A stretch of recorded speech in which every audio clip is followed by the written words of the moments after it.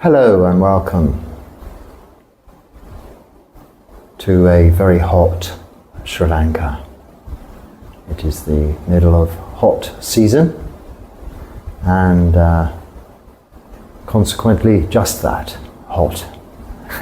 What more can I say? So I have some comments and questions and emails I've received and I'd like to go through those now. This is just from some emails. I'll just take the salient points, the questions from them first. And one is, what is the difference between concentration and awareness? Okay, well, if we can also take awareness as mindfulness and take the two words of samadhi as concentration, it is often translated as concentration, and sati as mindfulness or awareness, being careful, attentive, aware of all that's going on and what we're doing.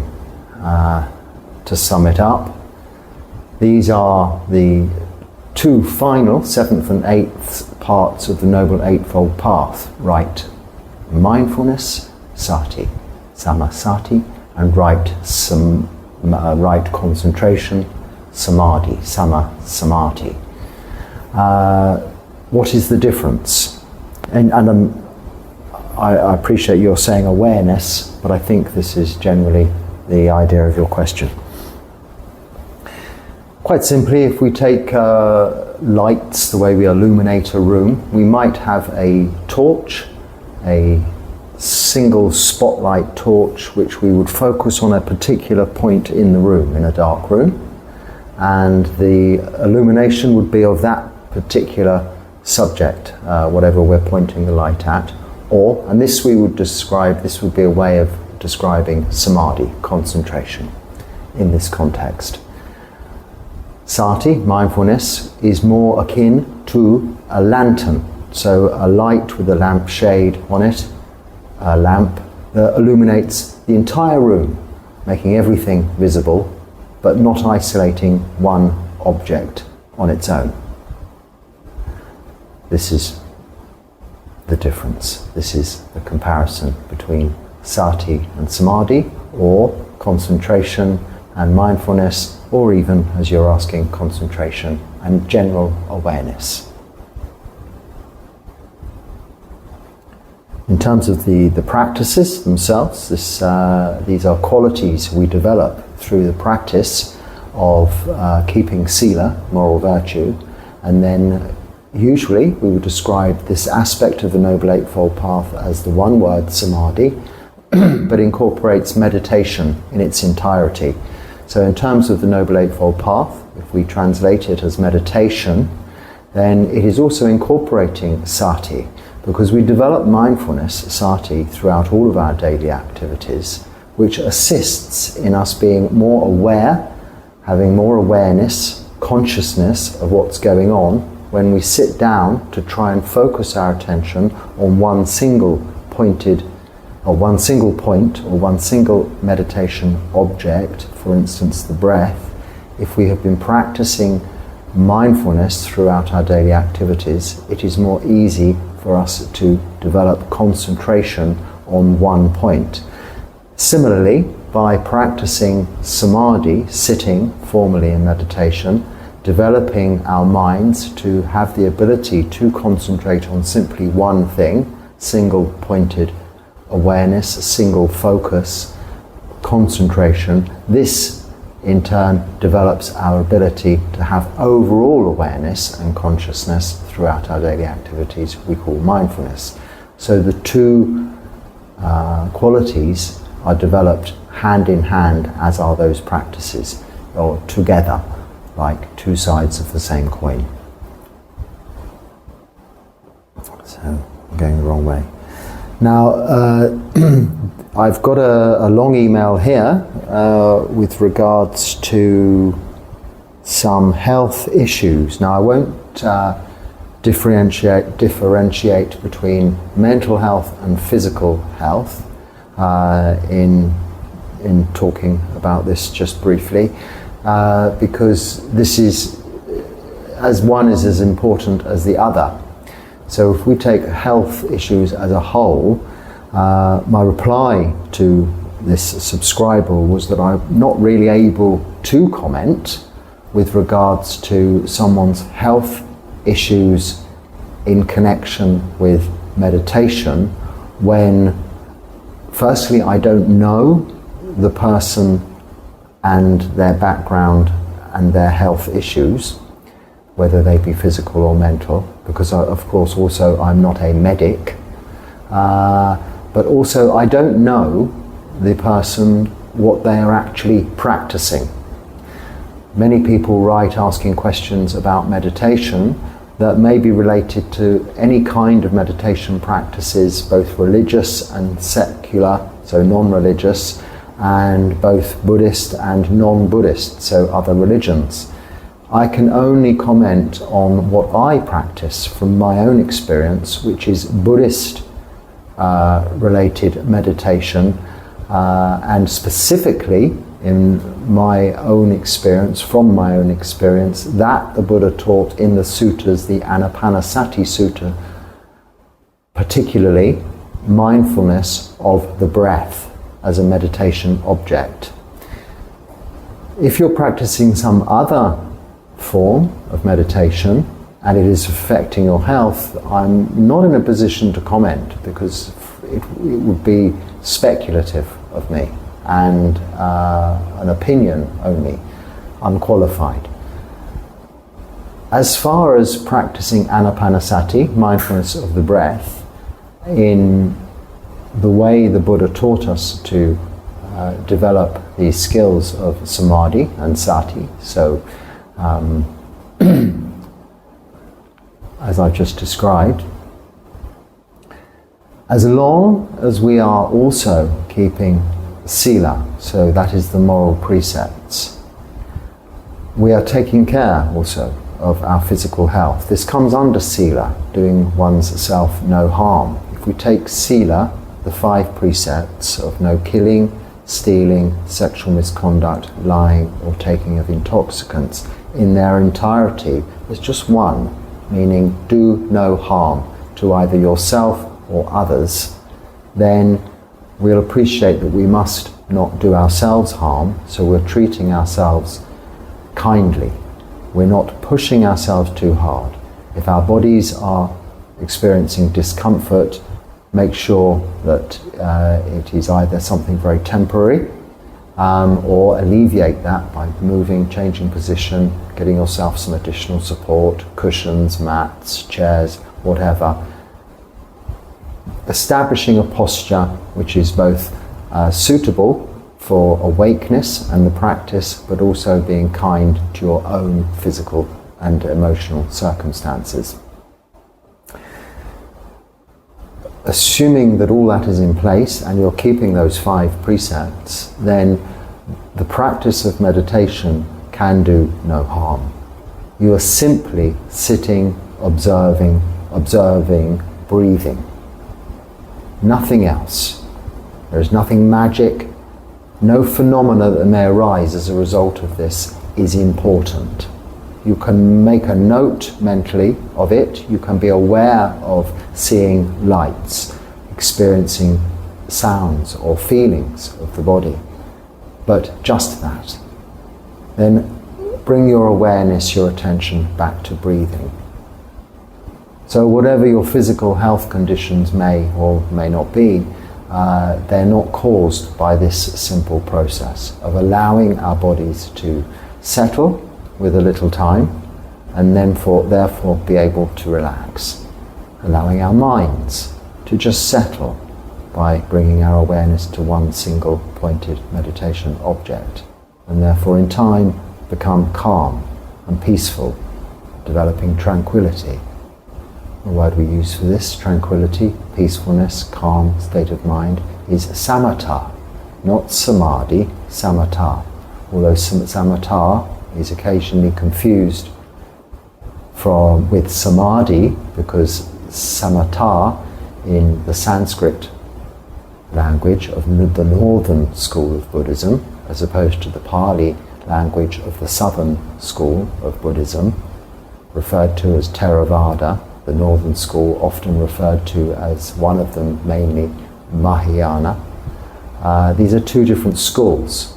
So separating them, referring to the word samatha in the Pali, it is usually used in conjunction with vipassana samatha, or samatha vipassana, which is actually two qualities, not a practice. The quality of a peaceful and tranquil mind, samatha, and vipassana, the ability to see clearly.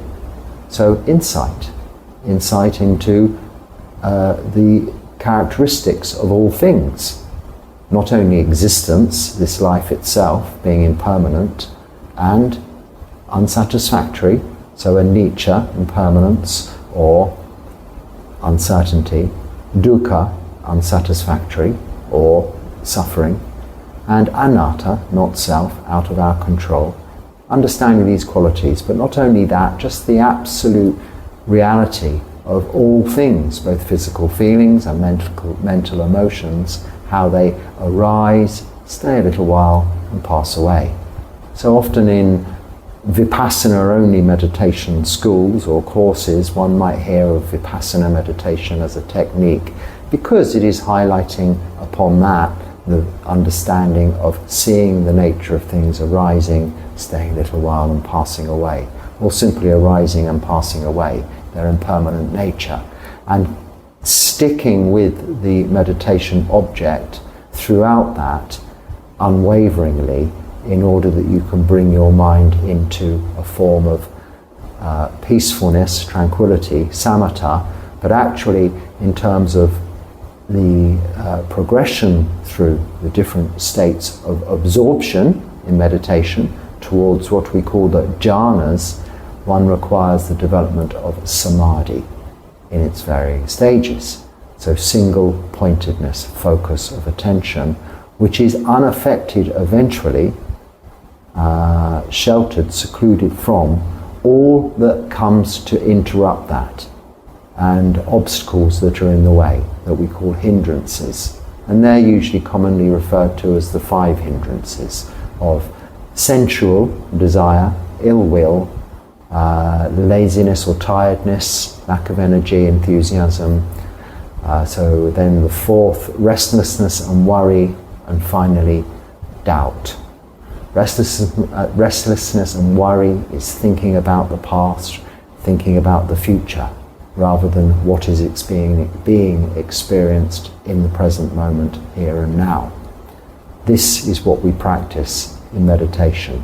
This is meditation, in this current moment, here and now, and what we practice, just that can have no ill effects, health-wise, mentally or physically, as long as it is understood this way. We're doing no harm to ourselves or others, simply sitting, resting, relaxing. Now the person writing was having some difficulties with sleep and mixing up the two things, meditation and sleep. Now this can happen, which is why we refer to this 3rd hindrance of laziness, referred to in the old-fashioned English words of sloth and torpor, usually. Now, I don't use those because they don't mean much to modern day people, but laziness and lethargy and lack of enthusiasm we can relate to. If we doze off in meditation, if we fall asleep, it is just that, falling asleep. We're dreaming even.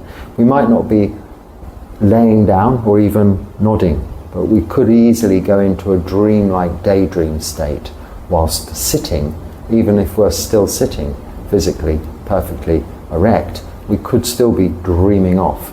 This is losing mindfulness during your meditation, wandering off into dreamland of fantasy, of thinking about the past or the future, or nothing at all. It could seem like a thoughtless mind, a thoughtless state, a clear mind, but actually it is zoning out. It is dozing off, falling asleep, going to sleep. This is not what we're practicing. We're trying to be mindful, keep mindfulness, keep our attention on the meditation object. As soon as that focus is lost, you have usually, unless you're into the first jhanas, the first of the rupa jhanas. This refers to the bodily jhanas, the jhanas and seclusion from the hindrances, but also the feelings of and sense receptions of seeing, hearing, smelling, tasting and touching, and thought. In seclusion from that, one may lose attention on the breath. But this is quite an advanced stage of absorbed meditation. Usually, in the early stages of samadhi, it isn't samadhi. It is just losing mindfulness when you're no longer aware of the breath, because it is seemingly too subtle. You are always breathing. You can always be aware of it, unless you are very advanced in your meditation. So we must always be aware of that. So hopefully you can sort out, subscriber, your health issues there.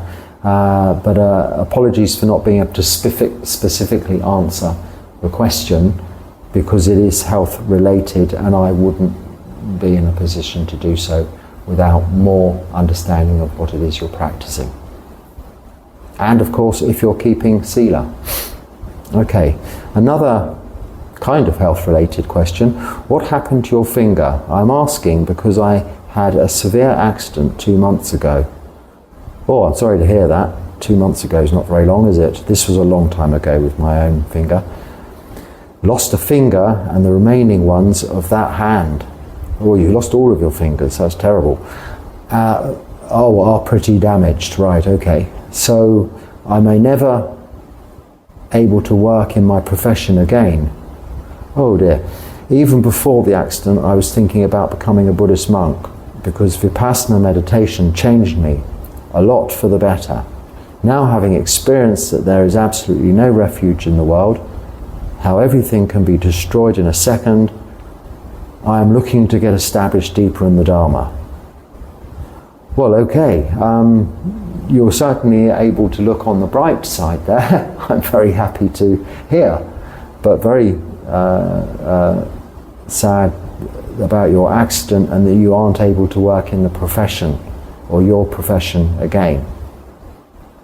But what a bonus it is that you have you do have the refuge in the Buddha, Dharma, Sangha, from what you were saying, in that you have practiced meditation before this accident, and you have knowledge of Buddhism, the Buddha, and you have experience of the Sangha. In fact, you've contemplated and are contemplating ordination, becoming a monk. This highlights and shows the importance of having this practice in place and establishing it before disaster strikes, before aging, before sickness, before death. So often people are writing at the point of being very much, or people generally, coming to meditation or religion in general, other religions also, when they are experiencing either physical health problems or materialistic issues in their lives or relationship breakdowns. When all seems lost, they turn then to a practice or a religion as a last resort, looking for health. Now, what the Buddha teaches us is that we should practice this right from now, whilst we can. We have the enthusiasm, the energy, and the physical ability to establish a practice and an understanding of the Buddhist teachings, whilst we can, not leaving it too late, so when disaster strikes, we are more able to deal with it with an equanimous attitude, an unreactive attitude, seeing the positive side, what we can do, not looking at what we've lost, but looking at the opportunity that has arisen from this situation. Now I'm very grateful for your comment, because you highlight this so clearly. You've appreciated Dharma from before this disastrous occurrence and your accident, and you are now able to use the refuge of Buddha, Dharma and Sangha to see what you can do positively now in your life, even as all seems lost and you're unable to continue in your career. You can now look more positively at the options that are open to you. Ordination, maybe, furthering your deeper understanding of the Dharma and your practice. And I hope you can do that. And sadhu, sadhu, sadhu for your very positive attitude. And anumodana, which is sort of my mutual appreciation and gratefulness that the Buddha, Dharma, Sangha, the Triple Gem, found you, and that you are benefiting from that refuge already. And this is a very clear and fine example of everyone practicing whilst they can, rather than leaving it until they have to or feel they need to after disaster strikes. Now, that's not to say that the refuge of the Triple Gem, Buddha, Dharma, Sangha, it can help you then also. It's certainly a way forward once one finds oneself in difficult situations, to be able to progress further from that, to find a way out. But of course, if you've established the practice prior to that, you already have the foundations there of Sila, Samadhi, Panya, in order to make whatever happens to you less negative, have less of a negative effect.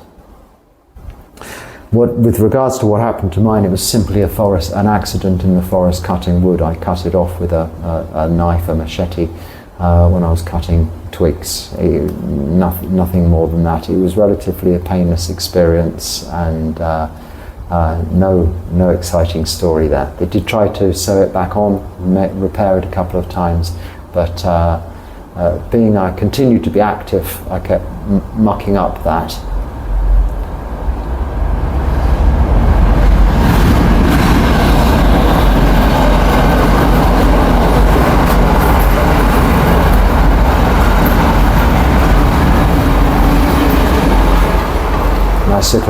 Nice little break to watch the breath as the train goes by. I say that because we can have these momentary breaks all of the time throughout our days, whatever it may be, waiting for the kettle to boil when you're making the coffee at work, or just, I don't know, waiting for something to download, if people do that sort of thing these days when they're working, and something's not working on your computer, you might have to wait a moment or two, something to print or at the photocopier. Take that moment to just bring your awareness to the breath. Breathe in, breathe out. This is meditation, this is mindfulness, developing both samadhi and sati throughout your daily activities. So yes, I continued with working, and not mindfully back then so much, and in the end they had to give up trying to put it back on for me, and it causes me no problems whatsoever. So, but I do really hope you recover as best you can with your own situation. The author of that email or comment, and you flourish in your practice and the Dharma. And please continue to keep in touch, maybe email if you need to, any pointers in the right direction as to where you can go, which monasteries and things like that. You have my details, are all there. In fact, there was another question coming up. What is my email address? If you look on the channel description, I'm not really quite sure how to describe how to get to that, but click the picture, the little circle picture of me, and I think it might open the channel page or something like that. Go to the channel, English monk, Buddhist monk, English monk, I think, whatever it is, and there is the full description. Within it is the email address, my email address, so I can be contacted by email that way if you want to talk to me personally. Emails, I don't read them out on these talks. Only the comments I read out on these talks, because emails are generally personal, but the two I've just spoken about, I've generalized on the subject. So, right.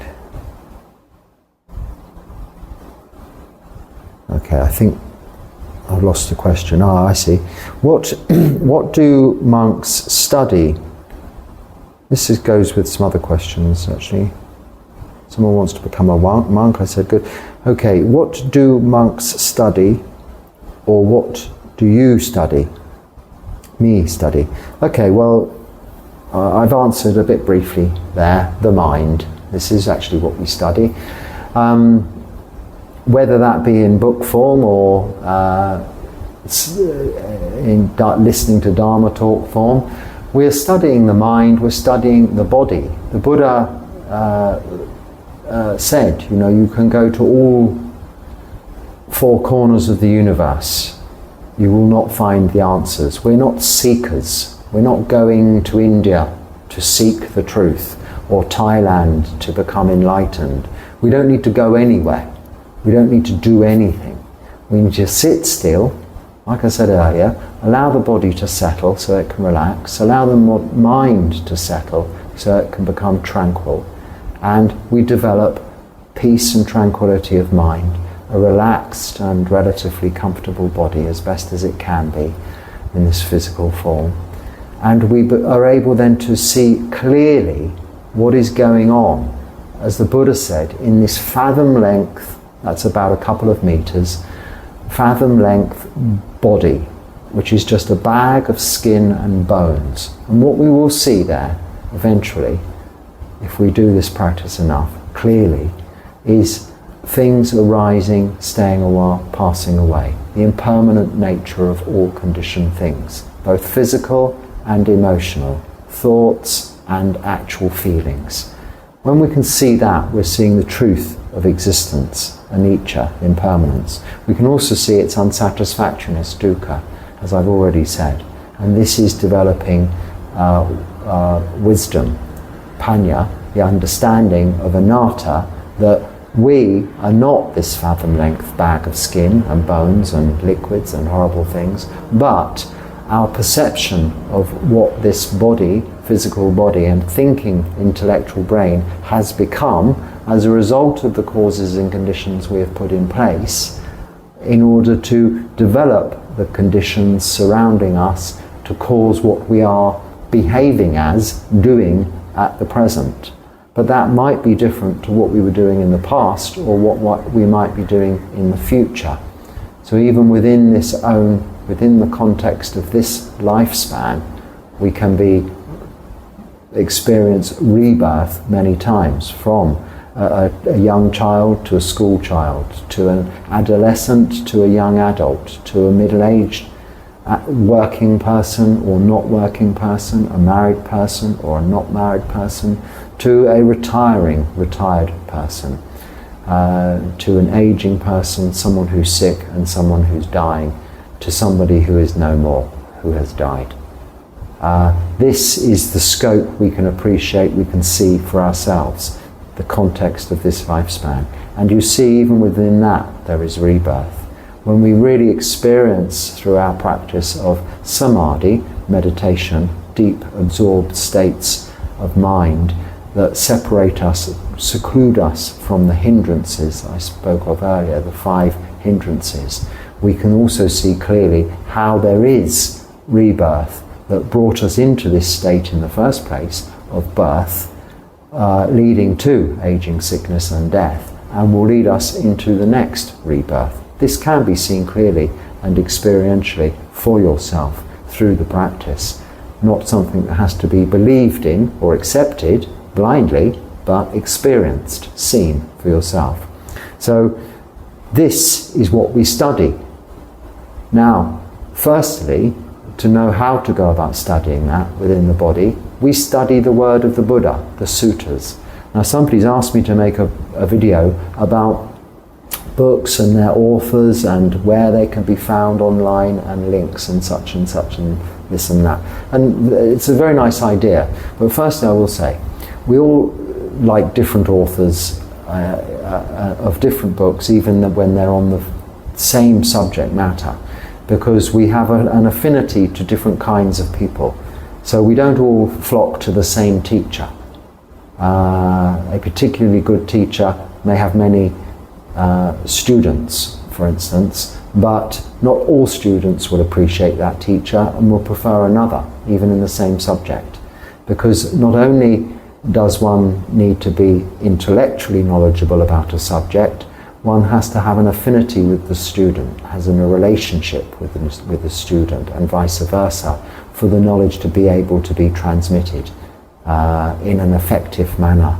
So we're not all the same personalities as a result of causes and conditions that we've put in place ourselves. So we all require different personalities to teach us. So I don't think my exhaustive list, which is very short, of books to read in order to learn about Buddhism would necessarily be appropriate to the masses or to many. In fact, I would discourage the reading of books entirely, other than a simple chanting book in your own language and the Pali, in order to get an understanding of the Pali words and their meanings, and the simple summary of the Buddha's teachings. They're all contained there, along with the qualities of the Buddha, the Dharma and the Sangha, and some other useful reflections in the standard Theravada Pali chanting books, which you can usually obtain online in your own language. The one I use for English is the Wat Mark Jan chanting book, and I've often shared that link. If it's not easy to find, which it is, if you type that into Google, Wat Mark Jan chanting book, it is there. If English is your mother tongue. Otherwise, find something in your own language which will be more easy to absorb than a foreign language, for the Pali terms and the basic teachings and reflections of the Buddha. The words of the Buddha himself are contained there in the Sutta Pitaka. So the 5 or 6 books plus the other additional shorter books within the suttas that were written down some few hundred years after the Buddha's life, having been transmitted orally via his disciples until then, but then all brought together in the Sutta Pitaka. Actually, it's suggested in this country, Sri Lanka, in the Pali language, known as the Pali Canon. I began my reading. It was difficult because it's not a easy read, put it that way, until you get used to the style, and then it becomes a very easy read. If it's your own language, English, which is mine, the Majjhima Nikaya, which is the middle length discourses, but then the shorter discourses, the longer discourses, the connected discourses, the numerical discourses, plus all of the Kudakas, which are the additional books that are containing the Dhammapada and the other additional parts to the Sutta Pitaka, which are actually the best books and the only books I recommend to just generally everybody wanting to learn about Buddhism. But you don't have to read them cover to cover at first. You can just take bits at random, but maybe start with just one of them, the Majjhima Nikaya. So what do we study? Yes, we would study those books to give us the knowledge. If we didn't have Dharma teachers to share their experience like this with us, then we would just study those books. Now, in Asian countries, they do have a particularly formalized structure of religious education, as we do with in Christian countries of Christian education, in religious education. But this is really aside from the practice. There is no necessary qualification for monks to have in terms of their ability to practice. In fact, some very highly attained meditation masters, arahants even, of the past have been they haven't come from educated backgrounds at all, maybe just gone to the first few stages of formal education for the basic reading, writing and arithmetic and no more, and then gone into becoming ordained, where they have learnt the suttas, they've learnt even the Jataka tales, the Dharma, which are the previous lives of the Buddha, the Dhammapada, and even the Abhidharma later on in their training. But this isn't this isn't a study, an intellectual form, monastic life. It is a practice. It is the practice of sila, samadhi, panya. So what do monks study? Well, nothing particular, but I did say just the mind, because this is what we are watching. how the mind reacts, treats things, understands things. And what do I study? Well, that also. So, next question. This question is about, it's very long, let me just find what the word is so that I can, oh no, it's not this one, sorry, bear with me. Since astral projection can occur naturally. There we go, I found it in the first couple of lines. Well, I don't know anything about astral projection, so I'm sorry. Even the rest of your question is irrelevant, even if it gets to Dharma eventually. Not knowing what astral projection is, I can't answer that, I'm afraid. Are you familiar with the reincarnation studies made by Dr. Ian Stevenson?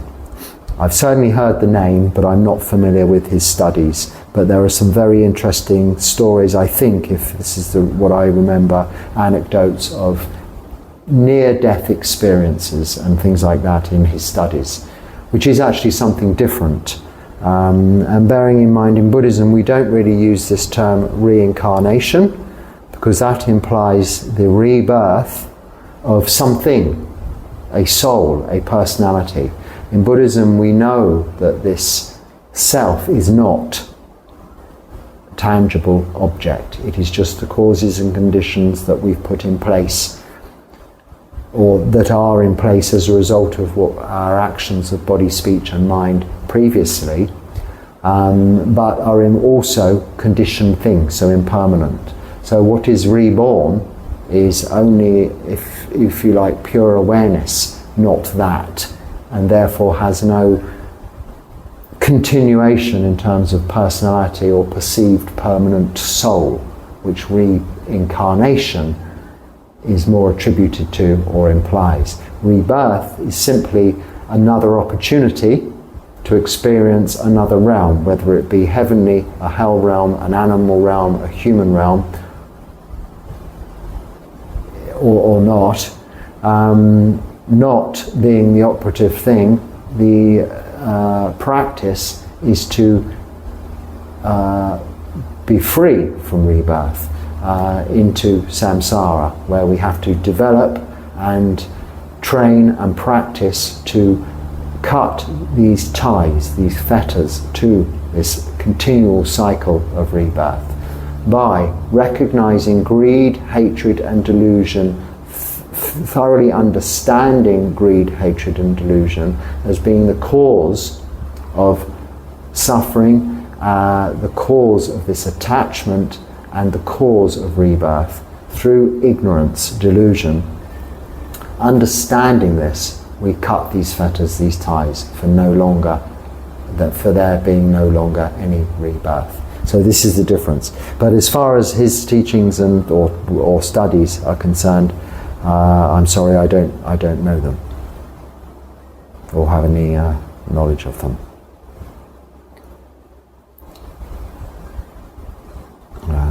So I'm not sure what I've done here.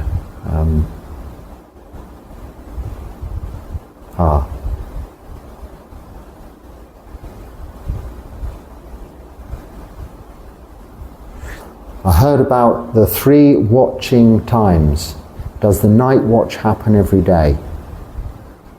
Okay, so yes, the Buddha just described, in terms of Buddhism, it comes from a time when people were not wearing watches or even having calendars. So our calendar is the lunar observance, is the lunar calendar. So we've just passed through, this weekend is a holiday weekend here. I'm not particularly sure why. It's more associated with the Hindu tradition of Maha Shivaratri, which is a celebration of a Hindu god for historic cultural reasons. But it is actually yesterday, or Saturday in fact, was the Uposatha, which is the lunar observance day of new moon in March. Of course, the last month we had Magha Puja, the full moon of February, a Buddhist festival. This month there's nothing particular, it's just the new moon, and there'll be the full moon on the 24th. This is our calendar for monks. Our clock, if you like, begins our day. So calendar, so our watch is based on sunrise or dawn, and our day goes from dawn until dawn as a monk. So in the time of the Buddha, when he's referring to the watches of the night, he just divided the night into three and the day into three. So dividing 24 hours into 6. I'm not sure of the exact times or whether it's really that important. I divide my own day like this also in terms of my standard routine. So I try to awake at 3, so I actually bring my second watch of the night and make it a bit later, because the Buddha's time it was from 10 till 2 or something like that. But these 3 watches of the night are every night. I'm not sure what you mean by the question or what your understanding of these watches previously was, but it's all it is. Not wearing watches, so as after sunset until about 10 o'clock, 9 o'clock was the first watch, and then from that time until about 2 a.m. was the second watch, and then after that until dawn again was the third watch, alluding to people on duty, maybe like you hear about in naval ships or in fort. It would have been more like forts, I suppose, back then in India. Watching, literally staying awake to watch what might be coming, attackers, aggressors in the night time. But in terms of the practice, we're sitting maybe up all night, and what we're watching is our minds, back to that. So, yes. I think that will, that's perhaps for now enough comments and questions. So I'm not sure what time I began. So I hope there's something useful there you can use. If so, please use it, and if not, just let it go. Until next time, be happy and stay well. Sukhi Hotu.